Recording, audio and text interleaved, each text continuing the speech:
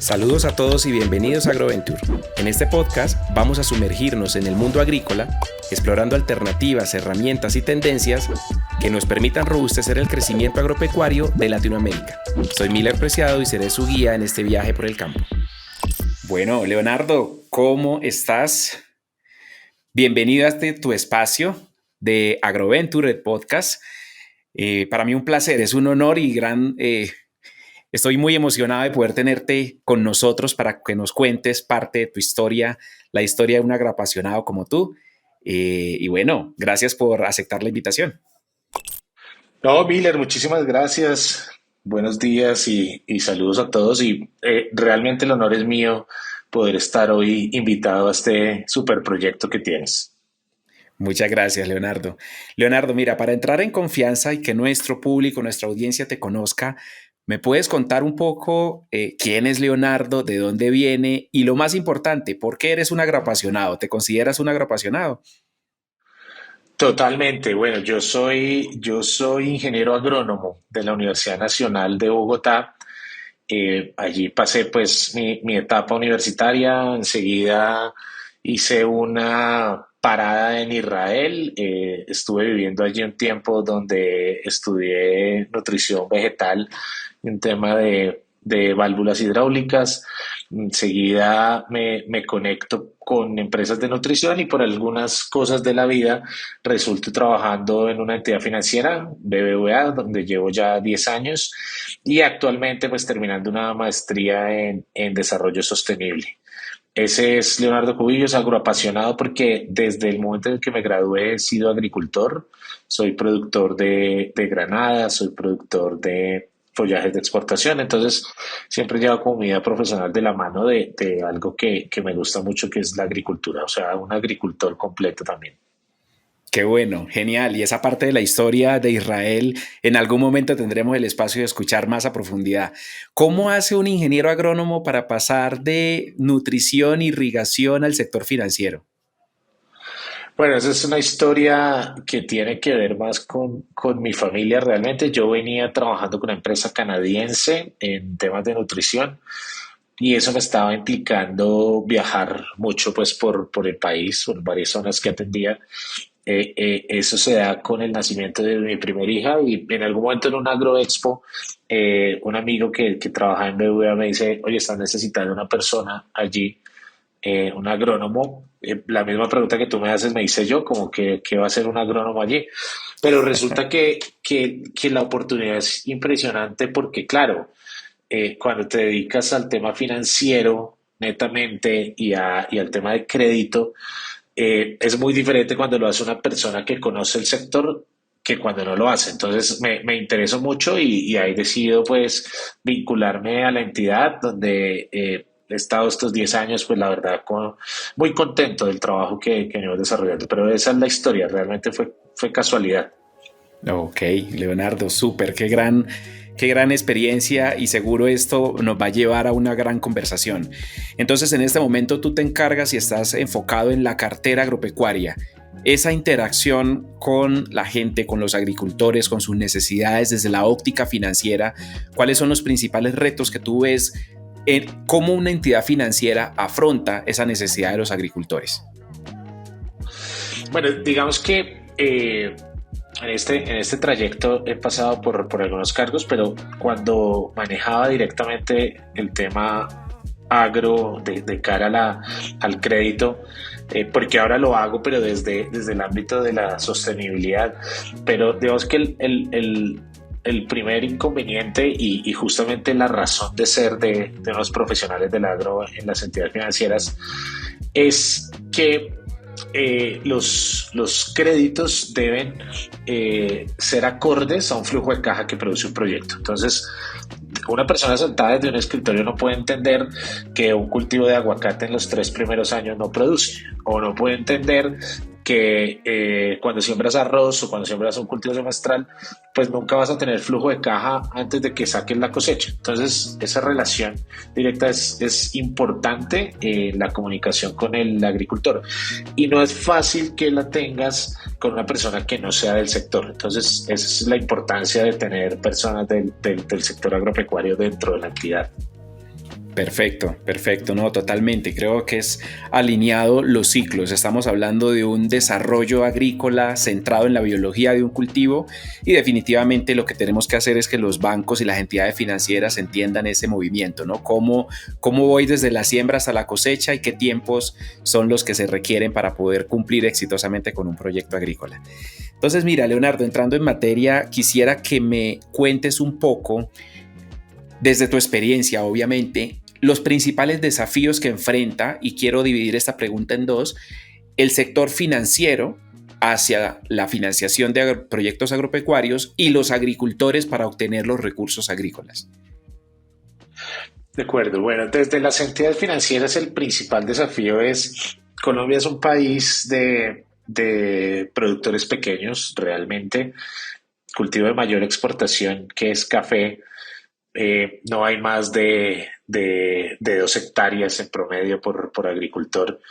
Eh, y uno de los grandes retos es que tampoco hay información que le permita a las entidades financieras tomar decisiones basadas en la realidad.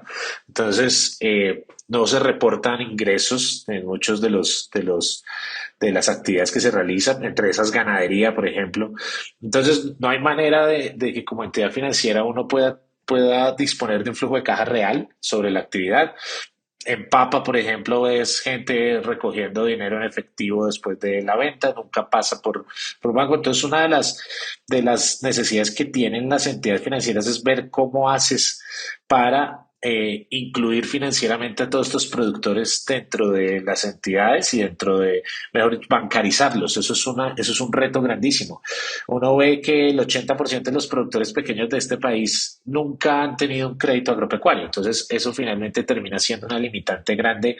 Y al final, una entidad financiera no presta dinero. Una entidad financiera lo que hace es administrar riesgos. Entonces, eh, yo tengo que captar dinero de algunos inversionistas, digámoslo así, a través de CDTs, a través de cuenta corriente, y ese es el dinero que yo presto. Entonces, debo como banco mitigar la mayor cantidad de riesgos. Entonces, en tanto que no hay información, es muy complejo. Eso de cara a los bancos. De cara al agricultor, pues claro, entre más tú reportas ingresos, este es un país donde la carga impositiva es muy alta para un empresario, incluidos los del sector agro. Entonces, por eso tratan mucho de evadir, digamos, la responsabilidad de reportar lo que reciben de ingresos. Entonces, ¿cómo puede uno trabajar estas dos aristas y cómo unirlas cuando logras hacer encadenamientos con los compradores de esa materia prima y con los proveedores de insumos? El canal de distribución de insumos en este país es demasiado costoso. O sea, desde que se importa un fertilizante hasta que llega al agricultor, los incrementos en precios son altísimos. Entonces, en tanto que puedes quitarle y recortar eslabones en la cadena, pues puedes llevar a que ese agricultor reporte lo que está produciendo y tenga información para las entidades financieras bajando costos. Yo creo que eso es un reto grande que hay hoy en día. Ok, genial. Es un gran reto y especialmente la bancarización dentro de, creo que eso le puede dar cabida y me gustaría que me des tu punto de vista sobre qué opinas de las fintech y cómo podrían estas generar una mayor flexibilidad, entendiendo cuáles son las restricciones para poder bancarizar a este sector agrícola. Entonces, puede ser que una fintech entre y genere una propuesta que de pronto las entidades financieras tradicionales no estén contemplando por su rigidez en su estructura, o crees que las entidades financieras van a ir evolucionando en un modelo en el cual el acceso a los datos, a la conectividad, sea más centrado en esta nueva tendencia. ¿Qué crees tú o qué opinas al respecto? Yo creo que al final las fintech, en la misma vía de las entidades financieras, requieren data. Ellos la tienen y se han desarrollado algunas que funcionan muy bien, por ejemplo, con productos de exportación. Ahora veía una también que está incentivando mucho en el tema de producción de papa. Y entonces era lo que decía, en tanto puedas vincular varios aspectos dentro de una herramienta tecnológica, como saber dónde compra los insumos. Saber dónde compra los insumos a ti te da un indicio de más o menos cuánto está produciendo y cuál va a ser su productividad. Entonces, con la inteligencia artificial y con las mismas fintech, con esa información, tú puedes más o menos determinar qué crédito podrías entregar. Más o menos así están funcionando. Los bancos estamos migrando hacia allá. Realmente nos toca hacerlo. Hoy en día, de hecho, el tema que el agricultor llegue a la oficina a pedir un crédito, en nuestro caso, lo estamos cambiando. Estamos nosotros llegando al crédito, el crédito lo estamos llevando directamente al agricultor porque ese tema es complejo. O sea, no hay un agricultor que tenga el tiempo y la disponibilidad de sentarse en una oficina a esperar a que lo atienda. Entonces lo hacemos al revés. Nosotros llegamos a él con alguna información que logramos captar de ciertos sectores. Pero ¿qué pasa? Que igual el crédito se sigue concentrando en ciertas actividades. Aquí hay ganadería, arroz, palma y café es, digamos, lo que más mueve crédito a nivel financiero, porque hay encadenamientos y porque se conocen a los compradores de la materia prima. Pero si vas de pronto a papa, a hortalizas, donde el primer mercado son las centrales de abastos, ahí es más complejo. Y esos son justamente los productores que están un poco por fuera del sistema y donde hay que llegar. Pero las entidades financieras estamos migrando también hacia ese tipo de aplicativos. Perfecto, perfecto. Gracias, Leonardo, por la respuesta. Leonardo, hablando un poco de tecnología e innovación, ¿cómo crees tú que la tecnología puede generar o disminuir los riesgos asociados al crédito agropecuario? ¿Crees que ahí tenemos una oportunidad para poder establecer una estructura más robusta desde la óptica del analista del crédito con herramientas que le puedan dar información interna sobre desarrollo de cultivo? ¿Qué experiencia tienes tú al respecto? Totalmente, y es algo que de hecho nosotros venimos avanzando con un programa que está dentro de nuestros estándares de sostenibilidad y es la agricultura de precisión. Ese es el término que utilizamos. Entonces, cuando existen riesgos climáticos, obviamente eso afecta a la entidad financiera porque finalmente disponemos de activos en diferentes sectores. Entonces, no solo impacta como tal el cultivo, la producción pecuaria, sino toda la cadena de distribución, porque lo vimos en un paro que hubo aquí hace 2 años que prácticamente quebró varios productores de huevos. Vemos que la comida no llegó a las gallinas y murieron. Esa fue la realidad. Entonces, cuando nosotros tenemos activos allí que hemos financiado, pues ya estamos perdiendo de entrada, ¿cierto? Entonces, hay cosas que si bien es cierto no se pueden controlar en los aspectos climáticos, sí. Entonces uno a través de mapeo satelital puede ver cómo va evolucionando los cultivos que hemos financiado. La clorofila, por ejemplo, es un indicador muy interesante de cómo está el comportamiento de las plantas. Al final, si ves verde el cultivo desde arriba, tienes un indicio y tienes cierta forma de verificarlo después en campo. Pero si por el contrario ves que hay una afectación en focos, que ya sabes que pueden ser, dependiendo de cómo se presenten, hongos o pueden ser insectos, eso también lo podrías ver y tomar a tiempo decisiones como entidad financiera. Cuando uno financia activos biológicos, pues tiene un riesgo biológico también. Entonces, en cultivos como palma en la costa, donde se ven muy afectados por pudrición de cogollo, si uno tuviera una aplicación para ver eso satelitalmente, te podrías dar cuenta y tomar decisión a tiempo. ¿Cuál es la decisión?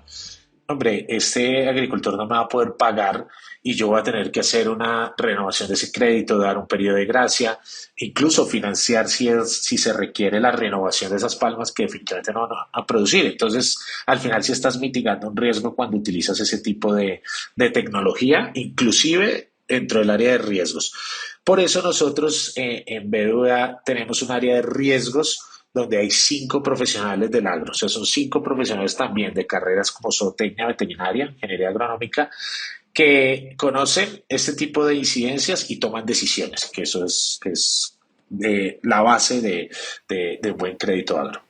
Perfecto, perfecto, Leonardo. Y eso es un gran reto. Creo que hay una oportunidad enorme de tener empresas AgTech, ¿cierto? Que estén alineadas de tecnología y agricultura, que hagan convenios o alianzas con agricultores y el sector financiero. Ahí puede haber una cabida al nacimiento de toda una nueva revolución de empresas que presten ese servicio a las entidades financieras y con ello puedan disminuir, utilizando drones, sensores, seguramente utilizando la data que se utiliza dentro del cultivo para poder decir vamos o no a cumplir los forecasting de producción. O sea, creo que ahí hay una gran oportunidad. ¿Cómo ves tú, Leonardo, si bien es muy, muy apasionante y novedoso todo esto que se puede integrar con las financiadoras del sector agrícola? ¿Cuál crees tú que son las principales restricciones de los agricultores a estas tecnologías? O sea, ellos sí están dispuestos, en tu experiencia, a adaptarse a este nuevo cambio de cómo manejar las cosas internas de su finca. Yo creo que hay sectores donde se ha avanzado muy bien. Aquí digamos que la principal limitante es cómo tú le haces entender a ese agricultor que lo que vas a hacer es una inversión, no un gasto. Eso es lo primero. Porque usualmente cuando llegas con tecnologías innovadoras, siempre el agricultor está muy reacio a cambiar su forma de producir o todo le parece costoso. Eso es la realidad. Un caso muy interesante es el programa MTEC en arroz, que es un programa también de agricultura de precisión, donde incluso demuestras que utilizando el programa, que básicamente está relacionado con disminuir las láminas de riego, que al final son costosas, con hacer siembra con maquinaria, hacer siembra directa, nomás en la siembra puedes ahorrarte unos 300.000 pesos porque estás haciendo una siembra con maquinaria de precisión. Eh, y adicionalmente, algo muy, muy importante en el arroz es que tengas los suelos muy nivelados, que el agua no se pierda, que no se filtre, porque finalmente es importante. Todo ese tipo de cosas tiene un costo, pero al final cuando le muestras la relación costo-beneficio, que es básicamente esto me va a costar, claro, pero yo sí voy a tener un beneficio económico y además mi productividad va a ser más alta. En ese programa, por ejemplo, se han tenido productividades más altas que en Estados Unidos o en otras zonas de productividades altas en cultivos semestrales. Entonces, es como se lo explicas. Entonces, socializarlo no es fácil. Yo creo que es una de las claves que hay que llegar a la agricultura a socializar ese tipo de programas. Ahora estamos haciendo uno muy interesante en agricultura regenerativa en papa, y es difícil que le digas a un agricultor, no, usted va a dejar de aplicar esto para la polilla, va a dejar de poner 20 bultos por carga, ahora va a poner solo 10, pues porque la gente dice, no me va a dar lo que yo necesito. Entonces, socializarlo no es fácil, pero yo creo que es demostrarlo con el tema dinero. Eso es clave, porque pues el agricultor finalmente su producción la basa es en tener un crecimiento económico. Esa es la ¿Cuánto le realidad. retorna? ¿Cuánto le Exactamente. retorna? De acuerdo. No, interesantísimo. Y mira que una entidad financiera esté hablando de agricultura regenerativa, que esté hablando de monitoreo, de índices de clorofila, que esté hablando de trazabilidad interna, eso ya nos está ubicando en otro momento. O sea, creo que eso hace unos años no se escuchaba por parte de una entidad financiera y creo, y aquí viene una pregunta, es un apetito que hay del sector financiero tradicional por el sector agro. Ahí creemos que hay una gran posibilidad. ¿Y qué tan grande crees tú que es esa oportunidad para los bancos? No, totalmente. Yo desde la pandemia misma, BBVA, en cabeza de nuestro presidente hoy en día, que es un apasionado también del agro, eh, tuvo la visión de volver a ser lo que éramos nosotros el Banco Ganadero. El Banco Ganadero fue una entidad que fue el banco más grande de Colombia en su momento. Eh, Extensionistas había más de 100 de carreras agropecuarias que estaban allá en contacto con el agricultor y que había una manera de tomar decisiones sobre los créditos que se iban a otorgar. Eso cambió cuando entra BBVA en Colombia y de ser 100 más de 100 pasaron a ser 3. Hoy nuevamente vamos en 13 y es porque vemos que el sector es importante, pero lo vemos importante de dos formas. Una, realmente como despensa de alimentos de varias localidades del mundo. O sea, nosotros tenemos la capacidad de producir alimentos todo el año tenemos una ventaja competitiva en frutas. Hoy exportamos ganado en pie y hay posibilidad de crecer en ese mercado. Salió la primera exportación de huevos hacia Cuba. Es un sector que viene creciendo muy bien. En porcicultura también estamos ya exportando. Aquí se importan al año 8 millones de toneladas de maíz y nosotros producimos solo una. Y hay espacio para producir el excedente, tenemos cómo hacerlo. Entonces, si uno analiza el sector, no es simplemente flores, café y banano. Realmente hay donde crecer. Tú sabes, el tema de arándanos es realmente interesante la posibilidad que hay de crecer allí. Entonces, sí estamos viendo el campo de otra manera. Pero adicionalmente a lo que te digo, nosotros nos hemos metido como BBVA dentro del Pacto Global, dentro de absolutamente todas las agremiaciones que se crean a nivel mundial en pro de la sostenibilidad. Y Colombia es el segundo país con más biodiversidad.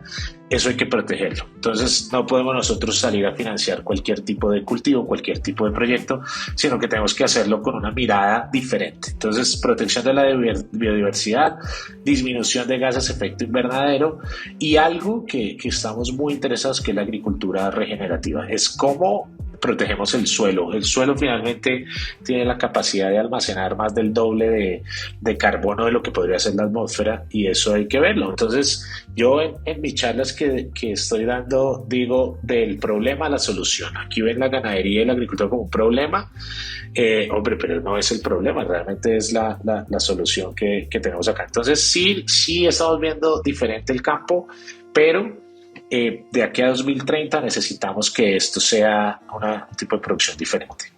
Perfecto, perfecto, qué bueno, y es una gran noticia escuchar esto, una entidad financiera que le tenga tanto enfoque y quiera despertar ese potencial agrícola, pero una agricultura sostenible, bien manejada y obviamente con un programa estructurado en el corto, mediano y largo plazo. Precisamente enlazando con lo que acabamos de hablar, el cambio climático es una realidad, ¿cierto? Este efecto hemos visto como países como Perú hace poco tuvieron impactos fuertes sobre la producción de arándanos, de mangos, de cítricos. Hemos visto cómo procesos importantes de reducción de la producción en África han disminuido la oferta de cacao, por eso hoy los precios también están aumentando.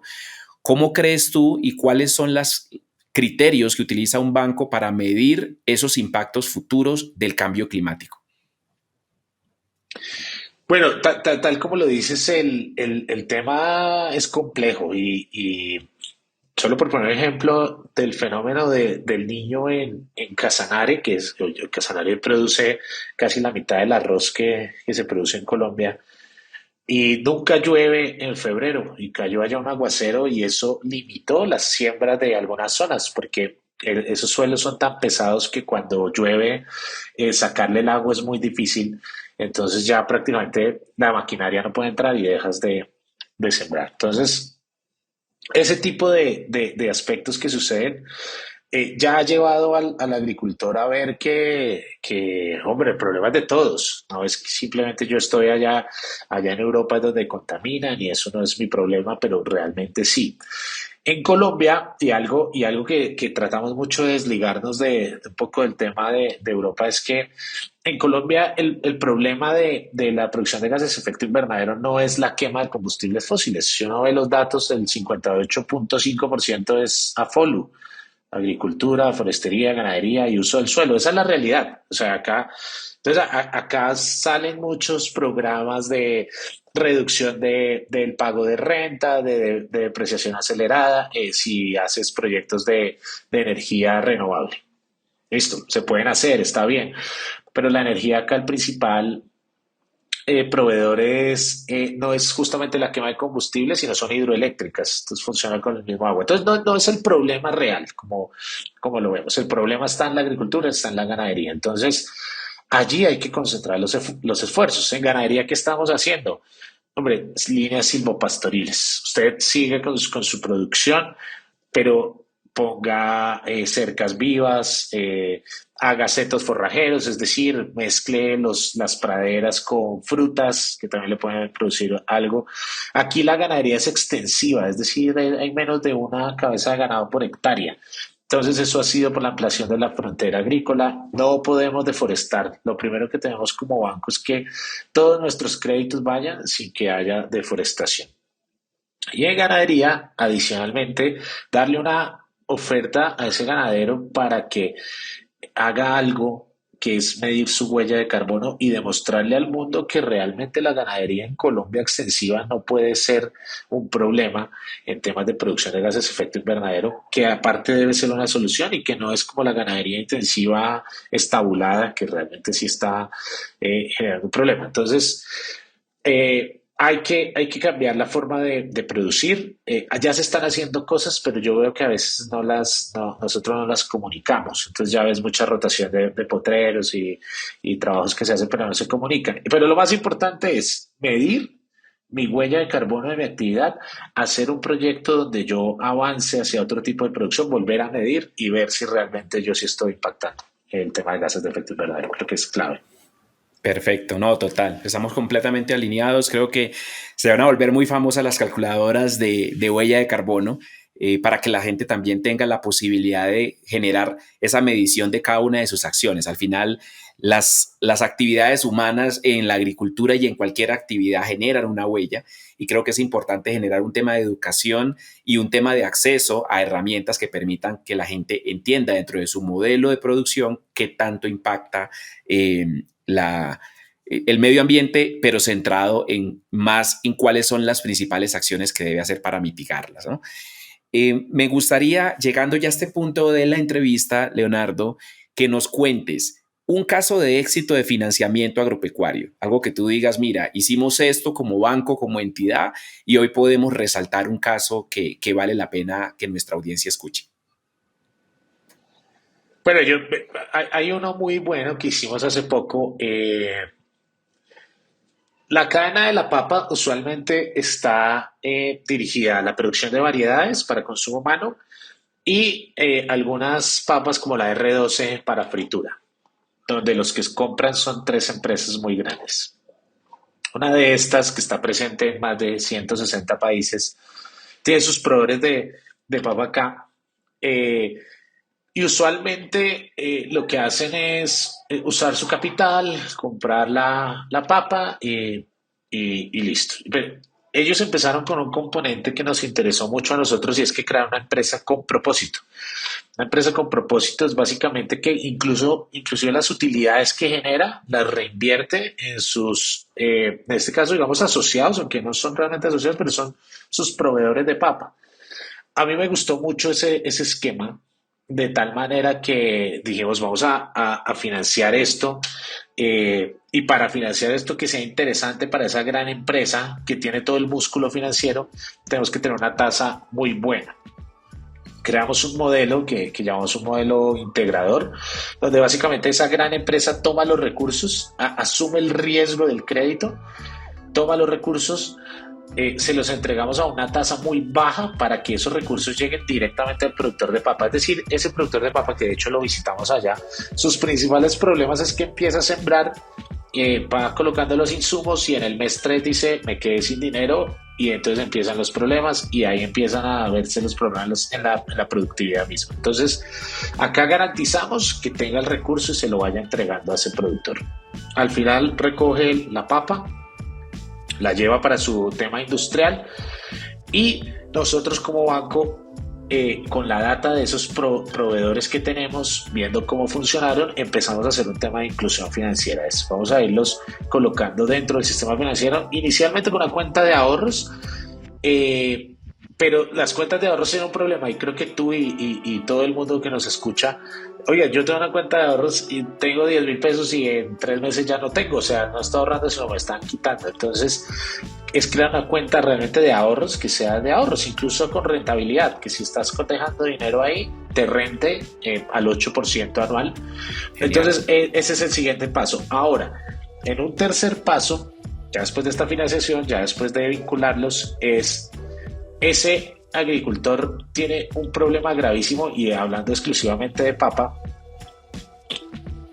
el promedio de edad de estas personas que están es 60 años, o sea, no hay una renovación. ¿Quién va a sembrar esa papa? No en 10 años, en 5, porque la gente va envejeciendo. Entonces, estas personas tienen una necesidad de maquinaria y de tecnología para que puedan seguir trabajando, como lo hacen hoy los menonitas en Puerto López. Los tractores trabajan de noche con los GPS. Entonces, ya teniéndolos dentro del banco, ya conociendo su flujo de caja, nosotros entramos a financiar directamente a ellos la maquinaria para que también pase algo que no me gusta mucho que pasó en Cacao en un tiempo, y es que yo soy el comprador, entonces los estoy vinculando, pero yo decido qué hacen ellos, pero yo soy el que les está comprando. Y yo creo que el agricultor también tiene derecho a decidir a quién le vende cuando sea tan productivo y su trabajo sea tan bueno que vayan a pelearse por él, y eso va a mejorar su precio. Entonces, por eso estas relaciones empiezan así, para llevar a los agricultores a que puedan entrar en el sistema financiero, pero después que ellos mismos decidan a quién le venden y cómo trabajan. Me parece importante. Genial, genial. Me parece que es un gran caso de éxito y esperemos que se pueda replicar, porque es una mistura entre lo que nosotros denominamos agricultura por contrato, una financiación consciente, una reducción de riesgo a través de una empresa ancla y obviamente un aporte de capacidades del agricultor, como lo último que mencionas, que me parece genial. Dar la oportunidad al agricultor de robustecer sus actividades para que después el mercado sea el que ayude a jalonar ese desarrollo esperado. De acuerdo. Leonardo, ya para terminar en las preguntas, y después vienen unas preguntas random, pero ¿cuál es el principal consejo que le darías a un agricultor que quiera hoy acercarse a una entidad financiera? En este caso, pues tú representas a una, pero en general, ¿cuál crees que es el principal consejo para que mitigue los principales errores que cometen cuando van a la ventanilla o cuando se acercan a un asesor? ¿Cuál crees que debería ser el enfoque de esas primeras conversaciones con una entidad financiera para apalancar proyectos agrícolas? Bueno, de entrada, toda entidad financiera, nosotros y en general todas las entidades financieras, usualmente cuando trabajan un crédito revisan dos cosas. Una, la intención de pago. Y la intención de pago solo se puede ver en el historial que ha tenido, ¿cierto? Entonces es importantísimo pues que no haya estado reportado, que no haya tenido impagos, porque es la única manera que tiene un banco de ver si realmente hay un interés de pagar. Y dos, es algo que se conoce financieramente como generación interna, pero explicándolo, digamos, en términos que pueda entender el agricultor, es realmente qué estoy generando yo de ingreso en este momento, porque es que ningún banco financia proyectos. Eso es algo muy importante. Para yo presentar, si tengo una hectárea de un cultivo y estoy generando tanto ingreso, oiga, pero yo consolido un mercado interesante, conozco lo que estoy haciendo, tengo asistencia técnica, voy a crecer media hectárea más. El crecer escalonadamente es muy importante, porque normalmente los agricultores, y me incluyo en un proyecto que llevo, cuando vemos que está funcionando muy bien y que hay una demanda y dicen, no, yo voy a salir a producir esto, entonces tengo una hectárea y voy a sembrar 10.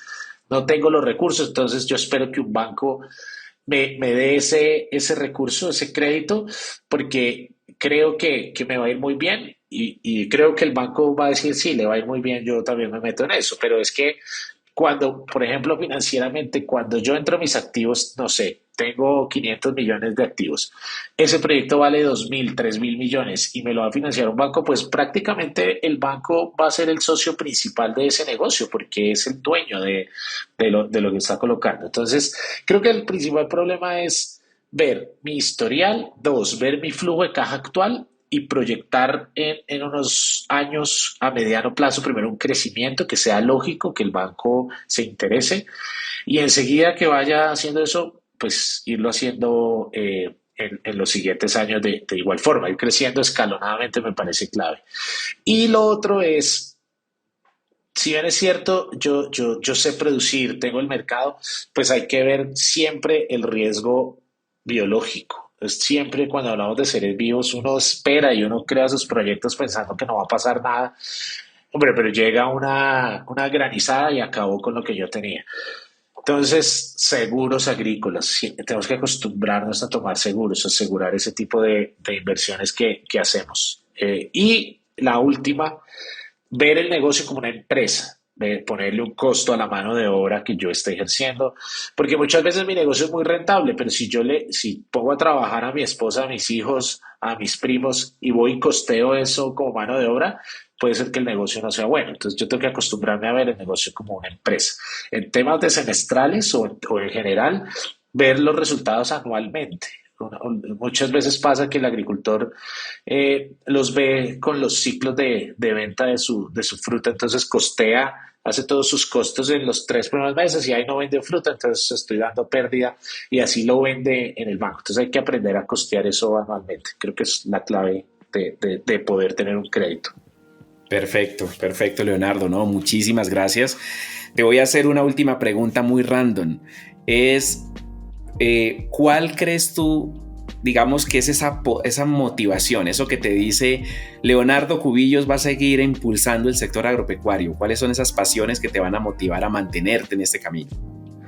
Bueno, yo desde que estoy dirigiendo el tema de agrosostenibilidad vengo de verdad muy apasionado por un tema en Colombia y es el suelo como secuestrador de carbono. Yo vengo con esa pasión, vengo haciendo trabajos, vengo haciendo alianzas, porque es que uno de los grandes problemas de la agricultura moderna ha sido la ruptura de la estructura del suelo.